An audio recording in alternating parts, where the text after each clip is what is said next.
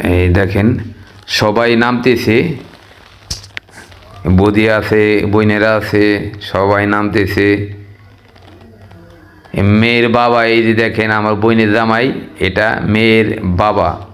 আর এই যে আমার বোনের জামাই, সব ভাই বোনেরা সবাই নামতেছে। আমি নাই, কারণ আমি ভিডিও করতেছি, সেজন্য আর কি আমারে দেখতেছেন না।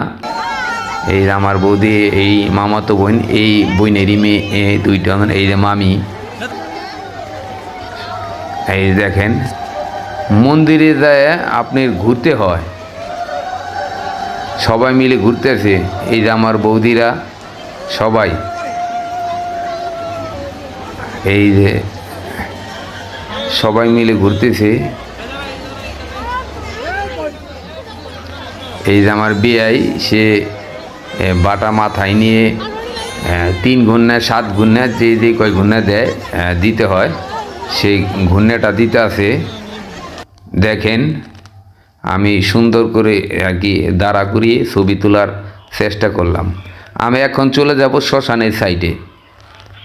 ভিডিওটা অনেক লং হয়ে গেছে, এটা শ্মশানের সাইড। আরও অনেক জায়গা আছে শ্মশানের, এইখানে কয়েকটা মন্দির, ভোলানাথের মন্দির আছে, তারপরে আপনার কালী মন্দির আছে সাইডে, আরও সাধুগো মন্দির আছে, আপনার শিব মন্দির আছে।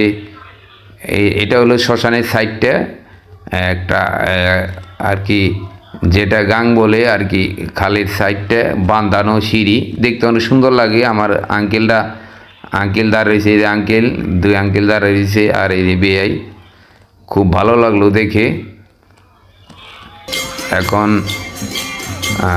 মোটামুটি সন্ধ্যা আরতি এসে পড়েছে, আমরা সন্ধ্যা আরতি দেখব।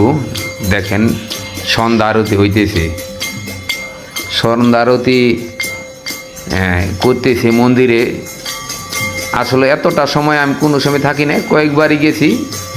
এখন সন্ধ্যা আরতি শেষ করে তারপরে আমরা এইখান থেকে চলে আসব। আমি একটা ফুল প্যাকেজ বানানোর চেষ্টা করলাম, প্রায় 15 মিনিটের কাছাকাছি, 14 মিনিটের ওভার।